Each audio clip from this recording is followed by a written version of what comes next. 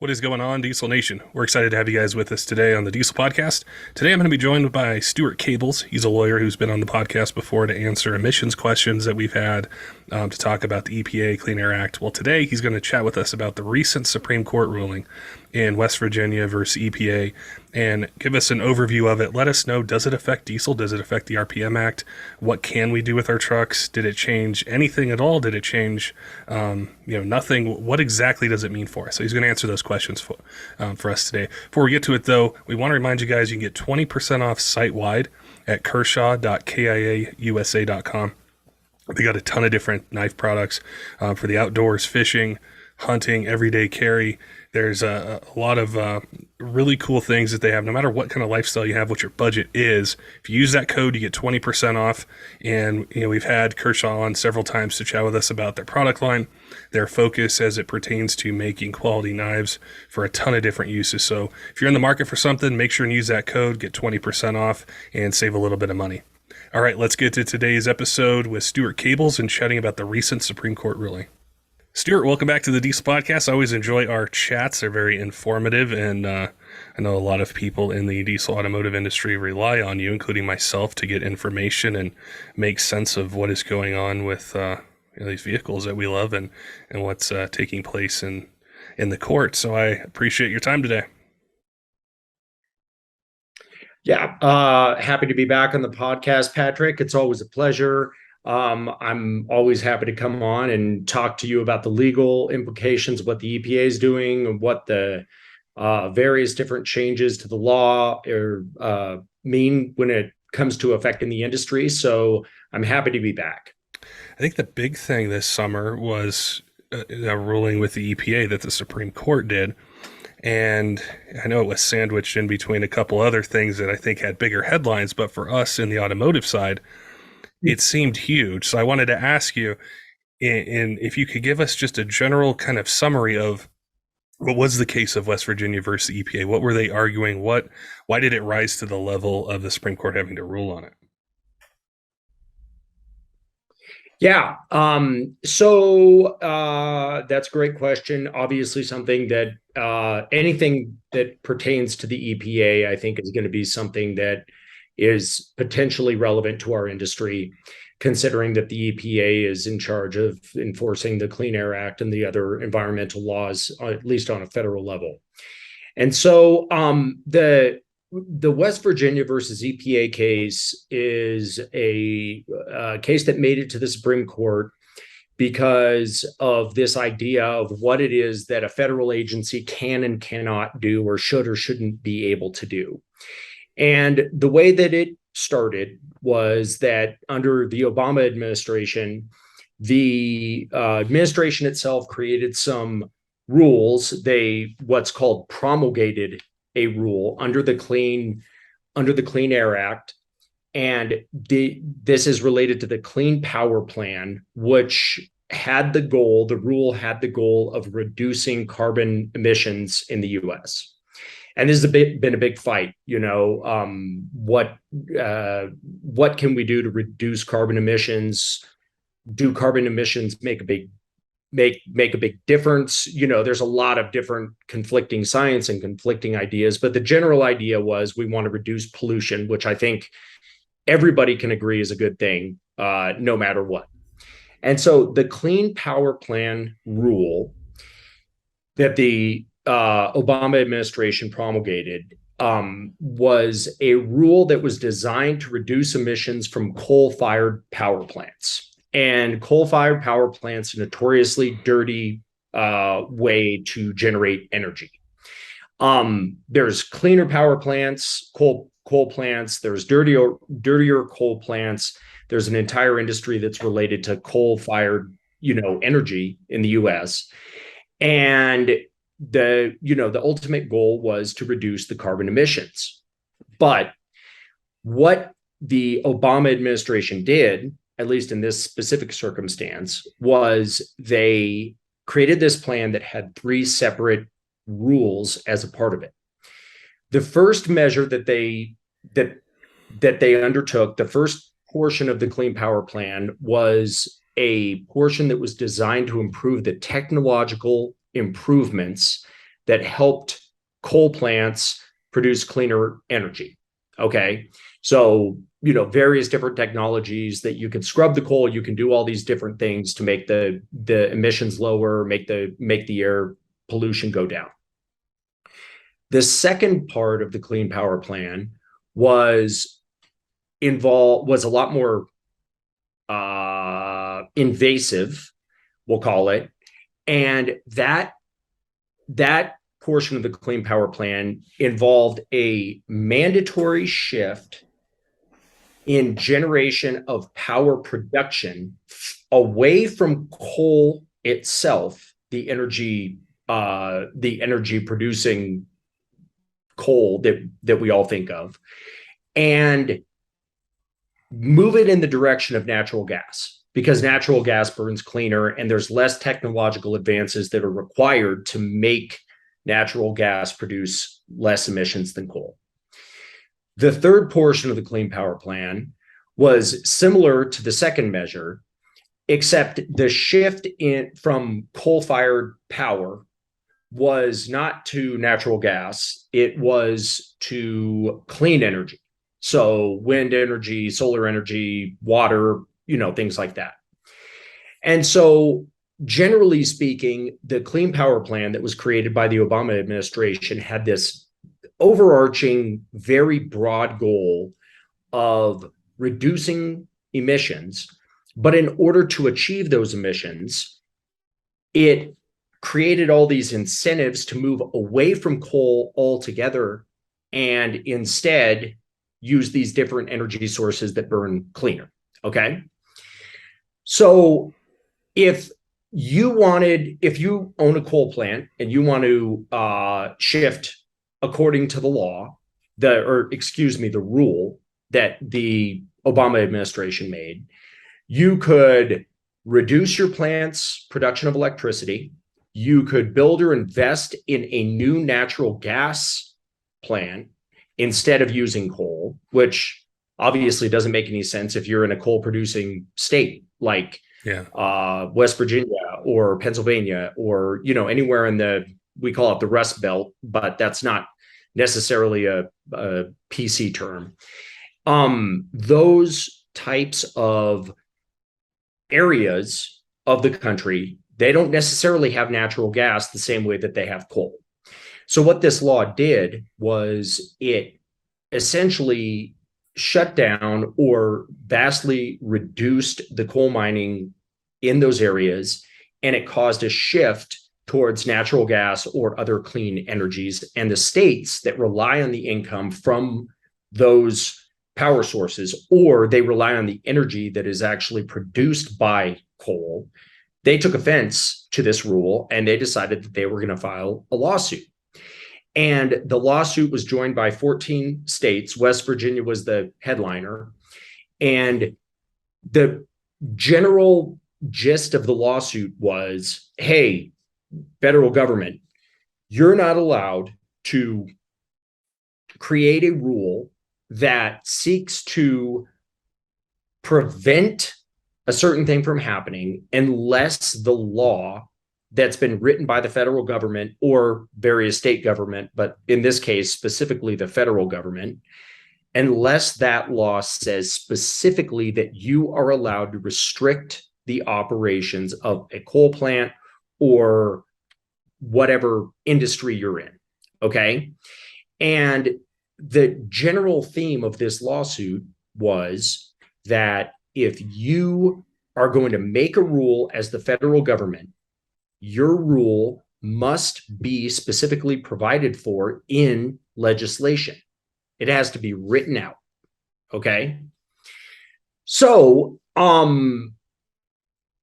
the effect of the Clean Power Plan rule was that it was essentially making coal obsolete, not driven by market forces, not driven by the increased cost of coal or the increased efficiency of natural gas and clean power, as opposed to the decreased efficiency of coal. The federal government stepped in and they said, you cannot have a coal-fired power plant because it produces too much emissions. And so you have got to change the type of power that you make. And when that happened, as Americans, we are all very hesitant to listen to the federal government tell us what we can and can't do, or we should be at least. And the states that rely on this coal power, they stepped in and they said, no, you're not allowed to tell us that we can't use coal. You have to legislate, you have to create a law that says that the carbon emissions cannot exceed a certain threshold in order to actually prevent us from making coal. You can't just make a rule that says that you're not allowed to use coal anymore. Or you're not allowed to have a power plant that produces a certain number of emissions. So this went all the way to the Supreme Court. So the EPA had a defense to the state's claims. And their defense was that the Clean Air Act, Section 111 of the Clean Air Act provides that the EPA is permitted to regulate certain pollution or pollutants from existing sources of pollution like power plants. And therefore, they were within their rights to create this rule, the Clean Power Plan, that basically kneecapped the coal industry. Okay. So ultimately, this made it all the way to the Supreme Court. And, I think that the reason that it made it to the Supreme Court is because we're talking about 14 states with an energy needs and industry, an entire important industry that's surrounded by these energy needs. And ultimately, the Supreme Court made a ruling, and their ruling was, and I'm going to make a caveat here, okay? I'm not a constitutional lawyer, and I am I'm not a Supreme Court specialist. So my interpretation of this case on its very basic level is exactly that. It's, whether or not I think it applies. There could be some things in here I missed. I don't think that I'm going to miss any of the broad strokes of the case, but these cases tend to get very complicated. And this was like a 90-page opinion. It was a pretty significant opinion. So anyway, the Justice Roberts, who's the chief judge, issued the opinion. And what he said was that of our initial 3 portions of the Clean Power Plan, one of them was constitutional and 2 of them were not. And the one that was constitutional was the EPA's efforts to improve technological requirements for coal-fired power plants to make cleaner energy as opposed to just letting them use whatever technology that they had in place. They said that that was constitutional.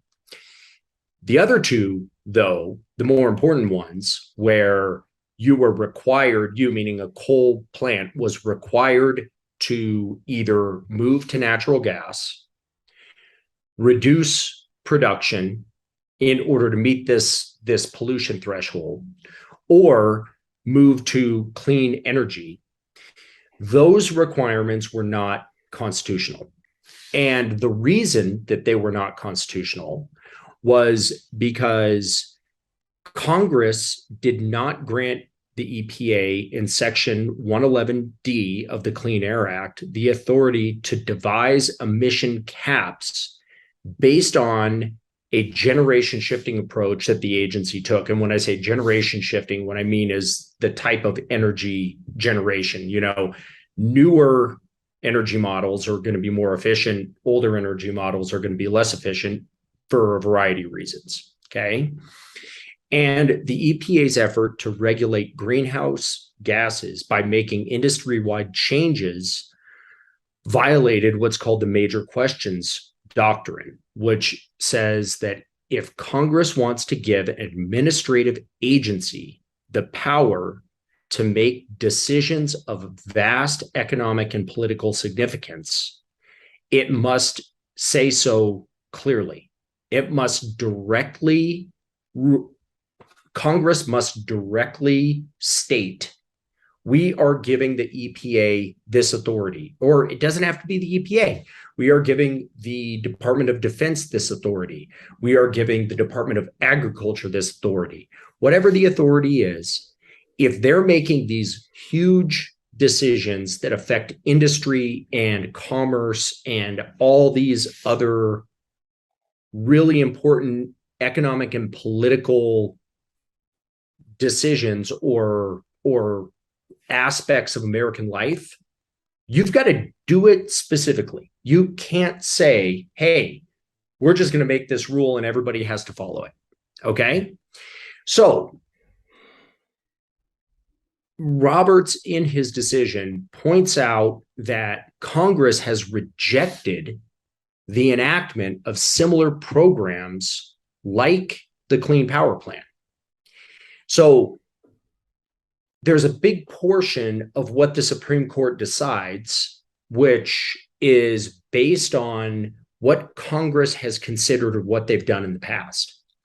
And if a political administration or a political party, call it, wants to make rules related to anything, in this case, it's climate change, they usually try to introduce a bill.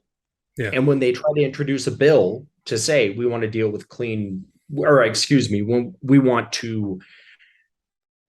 want to enact a bill that regulates the coal industry, for example, then if that's not agreed to by Congress, if it doesn't pass into a law, then the American people, their representatives who are in Congress, have decided that that's not what they want. So what Justice Roberts did was he went back and he looked at similar bills, or the Supreme Court, but Justice Roberts in his decision went back and he looked at similar bills and similar laws that our Congress people had attempted to pass. And he said, the Congress already agreed, for better or worse, that they didn't want a law that said this. So the Obama administration or the Trump administration or the Biden administration or any administration can't just come in and say, we're going to do it anyway. That's a violation of the checks and balances that we have in place, which is what makes us America, right? So the energy industry qualifies as one of these industries of vast political and economic importance, okay?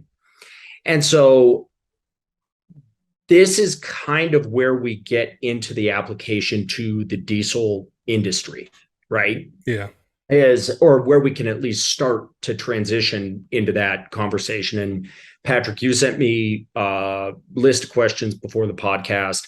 I'm just kind of giving the broad strokes here, and then I'll talk about the application to the diesel industry, and then we can go through any of those questions and you can ask them to me and we can figure out if I missed any or if there's any that we didn't talk about. But I would argue that the diesel industry is an industry that has vast economic and political significance in general. And the reason I would argue that is because the diesel industry is, the industry that powers the commerce, the interstate commerce that we have in the US. We put almost everything that we ship domestically onto 18-wheel trucks, and we pass them from state to state, and they do deliveries, everything from our produce to our electronics to any product you can imagine. Okay. So all of these trucks that we have that are going from state to state that are powered by diesel motors greatly impact the commerce and the politics and everything associated with it that we have in the US. But there's a problem with the application of West Virginia versus the United States to our industry. And that problem is that Section 111D, which is the section of the Clean Air Act that the Obama administration used to make these very serious legal changes, this very, very important powerful rule. It doesn't apply to our industry. And the reason is because there's another section of the Clean Air Act that applies to the diesel industry. And that section is the emission standards for moving sources section, Clean Air Act 7521 to 7590. Okay. So what the federal government did when they created the Clean Air Act back in the 60s and edited and modified and changed it over the course of time is they created a section of the Clean Air Act that specifically applied to mobile sources, whether they're gas, airlines, diesel, trains, whatever, moves, right? Mobile sources. And in this section, there is a clear and express grant of authority to regulate those mobile sources and the emissions that come from those mobile sources. So the section that we have in the Clean Air Act that applies to us in the diesel world is extremely clear, and it has always been illegal, at least since the implementation, the creation of the Clean Air Act, to tamper with, disable, or otherwise remove emissions controls from vehicles. Okay, or stationary sources for that matter, but we're not talking about stationary sources. Okay, so this is express authority that was granted by Congress to regulate mobile sources such as trucks, right? Right. And the authority that was granted by the Clean Air Act to the federal government and is being exercised by the EPA also provides the authority for penalties, either civil penalties or criminal penalties, if you violate the Clean Air Act. So this thing that Congress didn't do the Obama administration didn't have, and that Congress didn't do, which is create the express authority to regulate carbon emissions in a certain industry. They actually did it for diesels and gas motors and anything that moves. Gotcha. Okay. So this portion of our West Virginia decision that most clearly and directly applies to mobile sources and the diesel industry is actually most analogous to the technological requirements that the Supreme Court actually upheld as legal and constitutional. So even though everybody in our industry, or maybe not everybody, but most people in our industry love to see the EPA get, smacked around a little bit by the Supreme Court, or they love to see the authority be drawn back or restricted a little bit. Unfortunately, it's not going to be applicable to any cases in our industry that would apply to the tampering with, removal of, or defeat of emission controls, because Congress already said, hey, you can't do that. Okay.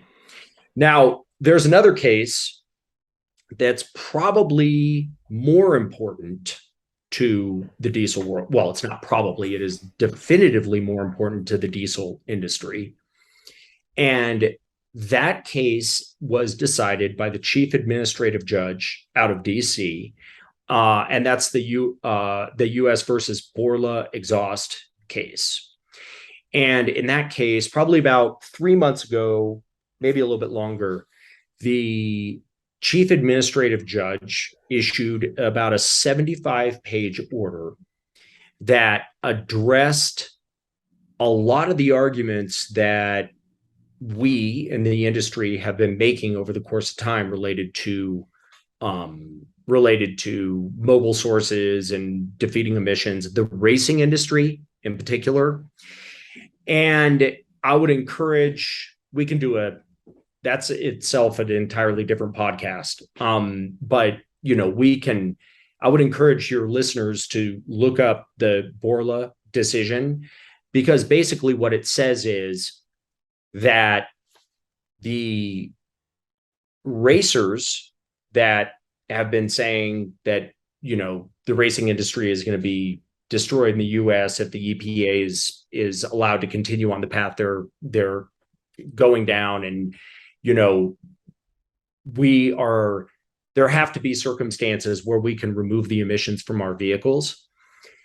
The Borla decision basically says any vehicle that originally had a certification from the EPA to sell as a vehicle to be used on the highway is designated that way for life. And you can create a vehicle you can create a race vehicle, but if that race vehicle is based on a vehicle that originally had a certification from the EPA, then enforcement is possible. Okay. That is not a legal vehicle to drive on the road. Okay. And it's not even a legal vehicle to turn into a race vehicle. But the Borla exhaust ruling does not go as far as to say that if you have a race vehicle that is based on one of those original certified cars or trucks, if you don't have one of those and you've been racing it, the EPA is not really after you. They're not after the end users. They even argued in their brief to the chief judge, the chief administrative judge, they're not really after those guys, which is most of us, right? I mean, most people are not manufacturing or creating these parts. Most people are racing, right? And so the focus of the Borla case is really, I mean, there's lots to unpack in there, but the focus of the Borla case is really to say, if you're in trouble with the EPA for removing emissions, you are going to be in trouble if you're manufacturing parts or you're doing it in order to sell them. We're not really going to come after you if you're actually racing the vehicle, but just be aware that there could be a lot fewer of these parts around because the manufacturers are not allowed to do it. Okay. So anyway, like I said, we can talk more about Borla if you want to do a separate podcast. That's not really why we're here today, and we probably don't have enough time. But that was a recent decision that actually applied to our industry. And it's also a recent decision that could be appealed to the US Supreme Court. And one of the things that decision said was, you and I have talked about the RPM Act on your podcast before. If you want to be able to race vehicles and you want to be able to do it legally, and you want those vehicles to be vehicles that were originally certified by the EPA, you've got to do what the West Virginia case says. You have got to convince Congress that those vehicles are legal to modify and legal to own.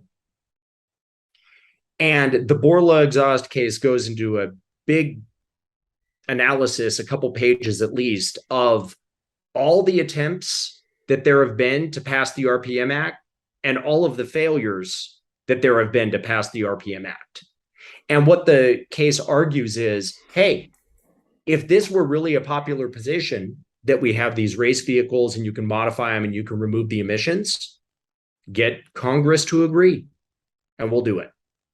So that's a bit of an aside to the West Virginia case, but I think it's much more relevant to our industry than the West Virginia case is. So I thought I'd mention it while we're on the podcast so people can take a look and they can see how that case might apply to some of the things that they want to do. I'm glad that you did, because one of the things I love about our conversations is it can unpack these complex things.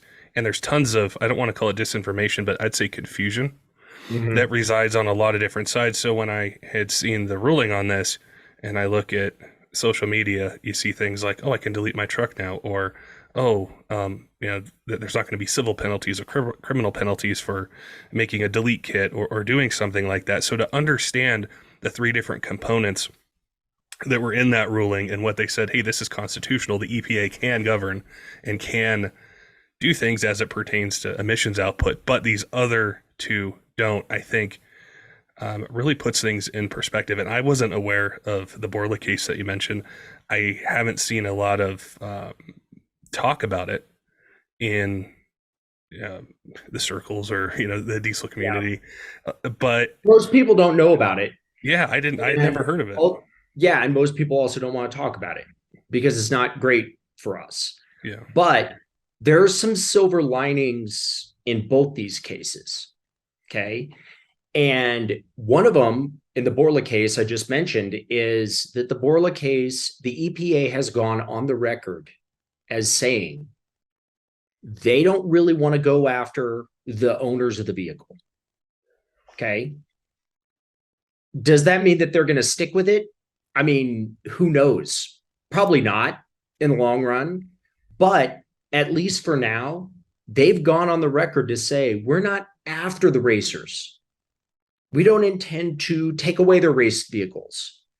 What we intend to do is we intend to go after the people who are making money in commerce, selling parts that violate the law. Okay, so that's one silver lining, at least in the Borla case. There's a few others that we can talk about. The silver lining in the West Virginia case doesn't really have to do with our industry. What it has to do with is the idea that the EPA cannot run amok in the United States and make up a bunch of clean power plans or other enforcement strategies that would not be codified and written down and approved by Congress. It's a limitation on their ability to do what it is that they want to do, which is to go out there and try to make everyone drive a Tesla. Yeah. I obviously I'm joking, but not really, I mean, they really have a much more idealistic or priority shift. Okay. I've got a great relationship, or at least I think I have a great relationship with most of the people over at the EPA. I find them to be pretty reasonable to deal with. They're not all like that, but most of the people that I deal with the EPA, really smart, really good at their jobs, and generally pretty reasonable. The one common theme that I see when I deal with people at the EPA is that they really believe that what they're doing is the best for Americans. Period. They think that this pollution, from whatever source it's coming from, is real major problem for climate change or for the air that we breathe or whatever. And I don't really take a position on that. I think both sides have good arguments. I think that climate change is real. I don't really think that you can dispute that. I think that the EPA tends to overreach. I don't think you can dispute that. I think that both sides have good arguments as to why what they're doing is the right thing to do. And so I'm not going to hold something against the EPA because they really believe it's the right thing to do. I mean, they work at the EPA for a reason. I might disagree with it, but I'm not going to hold it against them. So the West Virginia case limits the authority of the EPA to go out and run amok and do whatever it is that they want. The problem for us is that the legislators back in the 60s or 70s or whenever it was that these tampering laws were created as part of the Clean Air Act, they already put it in black and white. You can't take off the emissions. You cannot alter the emissions. There's a million different gray areas in that statute that you can argue about what does and doesn't tamper, what does and doesn't defeat, all that stuff. But at the end of the day, if you're removing from the emissions from any vehicle, it doesn't matter if it's a diesel, it doesn't matter if it's a mobile source, you're taking a risk. So, that's what I tell my clients. I think generally speaking, people have come around to that idea.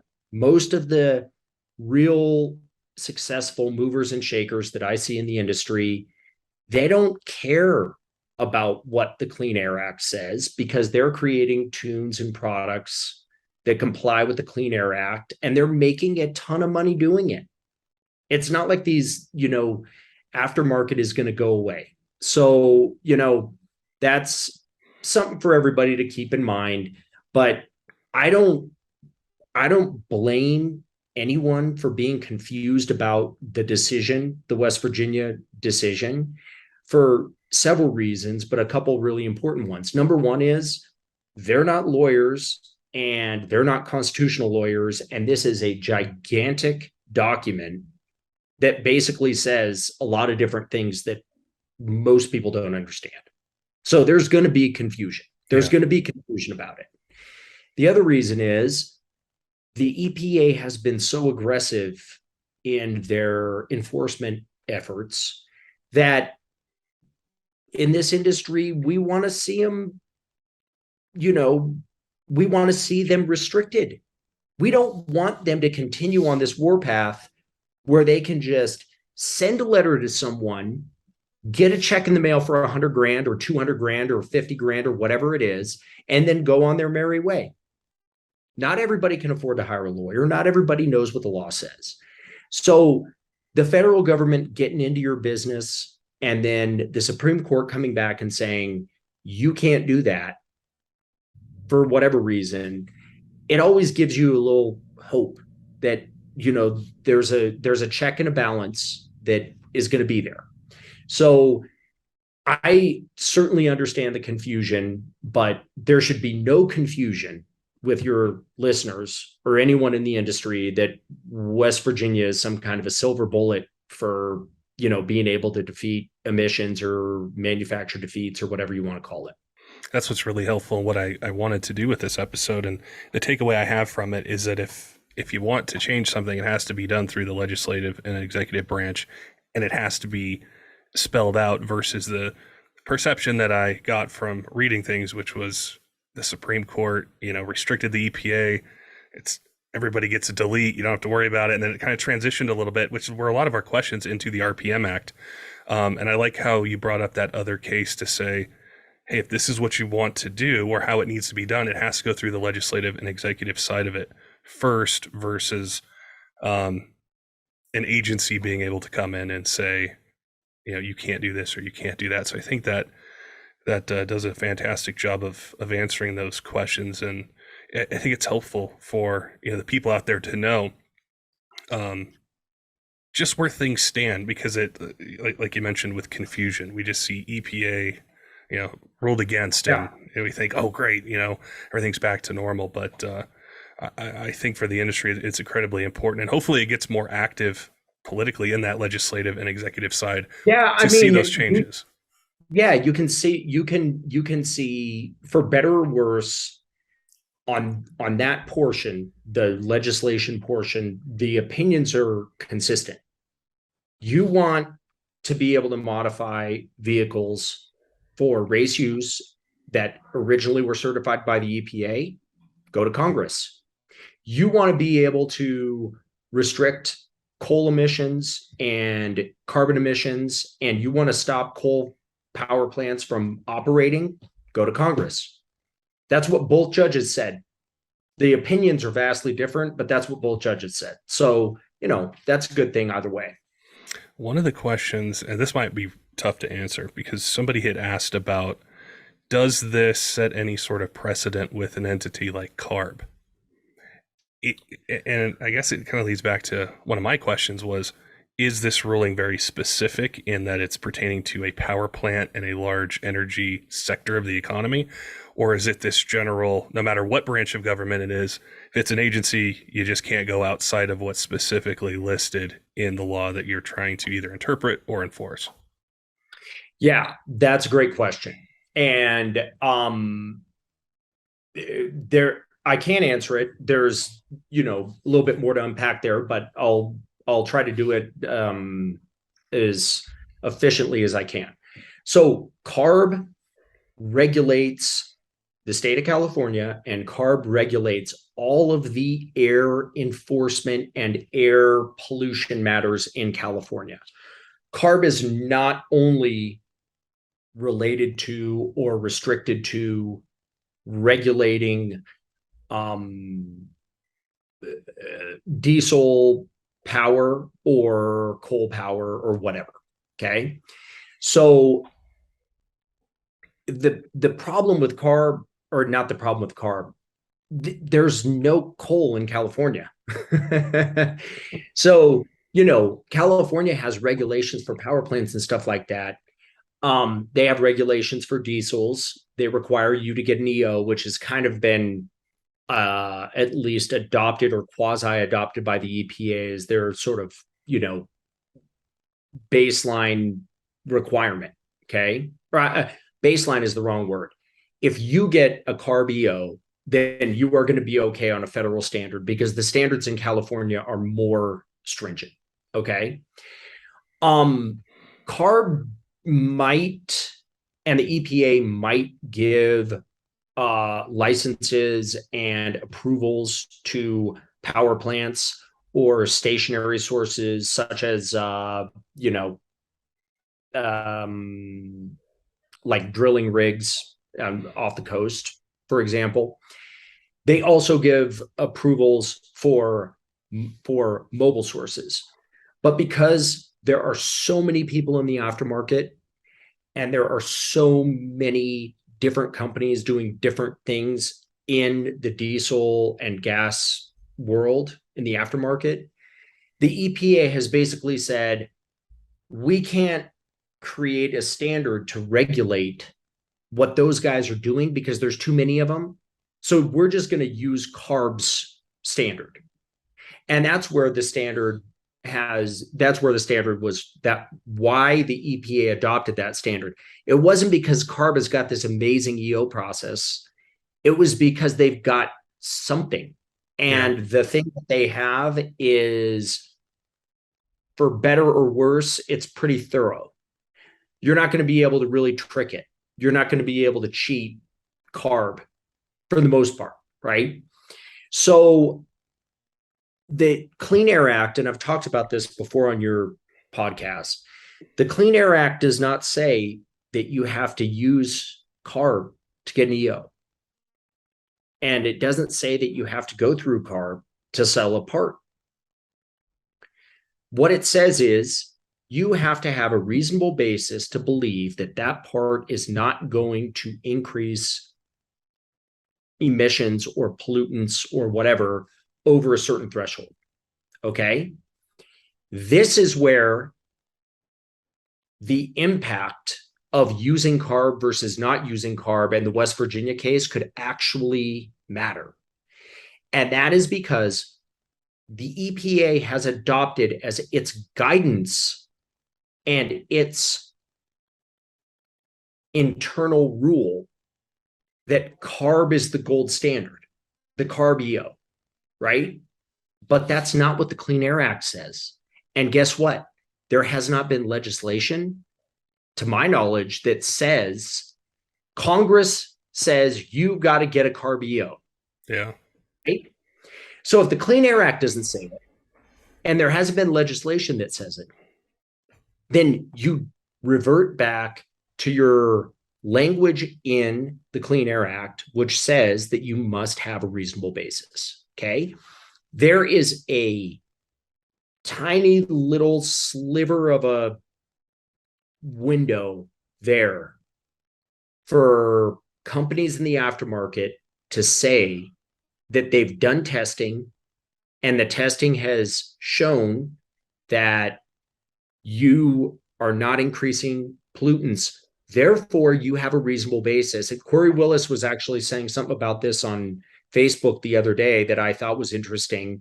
He said, go with the SEMA testing and not the CARB testing because the CARB testing is much more expensive and much more onerous. Okay. I I don't know. I can't say that I agree or disagree with that. I can only say what the law says. The law says that you have to have a reasonable basis to believe that your parts don't increase emissions, right? The law does not say that you have to use CARB to get an EO.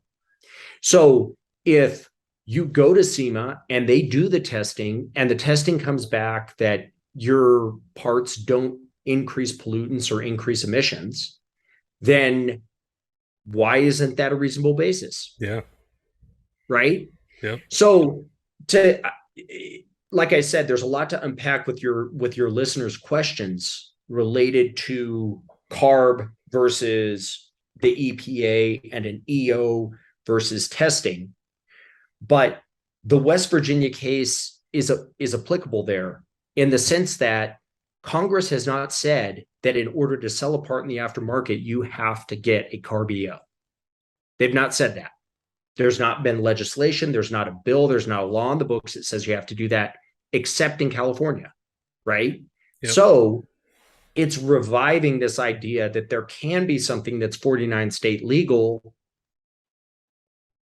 but you just have to make sure that you actually have testing to give to the EPA to demonstrate that you're not completely full of you know what. That makes complete sense. And I think that helps put this all in perspective. And I appreciate your time today being able to tie in, something that's incredibly complex, like a Supreme Court decision in 90 pages to, what a shop owner, a manufacturer, or truck owner's thinking about as it pertains to either their passion, their livelihood, or something that they drive every day. So I think that definitely provided some clarity on it. And I am going to do some more research on that other case because I think that that's something that hits a little bit closer to home for all of the people in the diesel industry. Yeah. Is how it ties into the RPM Act and that race vehicle. What is it? How can I build one? What doesn't qualify, which I know is a huge topic. So I do appreciate you mentioning that. I'll send it to you so you don't have to research too much, or at least you don't have to try to find it. Yeah. I'll be happy to send it to you, and you can post it on your website if you want for your listeners to, pull off of there. And then, like I said, if you want to talk more about that case, then I'm happy to get on a podcast anytime, as I've told you before. I always like to chat with you. But I do think that case is more applicable to our industry. I do think it's possible it could go on appeal. I haven't seen anything about that, so I don't know. But that's good law. The Borla case is good law. And really, the biggest takeaway that I see in there is that all these arguments that we've been making, we meaning our industry has been making about what parts are legal, what parts aren't legal, what you can do, what you can't do, all those arguments are addressed in this ruling. What does a waiver mean? Right? Right. How many parts can you sell for them to be a race part versus a on-road use part? What is the impact of legislation related to EPA certified vehicle? It's all in there. It is a full summary of all the arguments we've been making for the last 10 years. So it would be something I'd be happy to talk to you about if you want to have me back. If you don't understand a part of it, then you can email me and I can sort of point you in the right direction.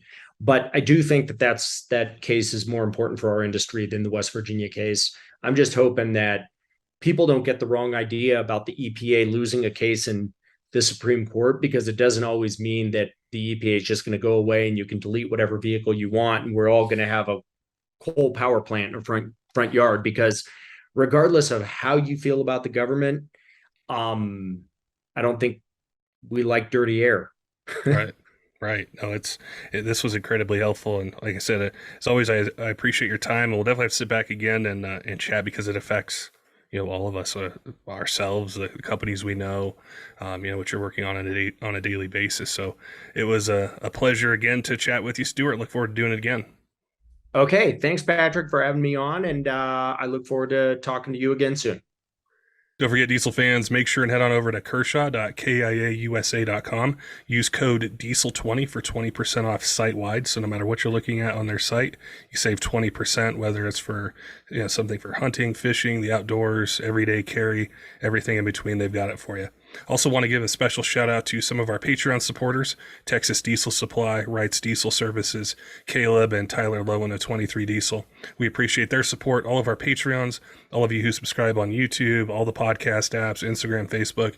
You guys keep us going, keep us inspired. We love the recommendations that you guys have for shows, for guests, and topics that you want to hear about, so keep them coming. Until next time, keep the shiny side up.